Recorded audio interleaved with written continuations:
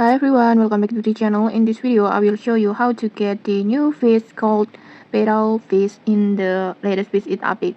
So the Petalfish looks like this. It has a really cool appearance with pink and green color like this. And honestly, I think it looks awesome. And then this fish is classified as an epic fish like this. It's it's an epic fish, and then you can catch this fish at the Pirate Cove, or you can also catch it on the Pirate Treasure Room.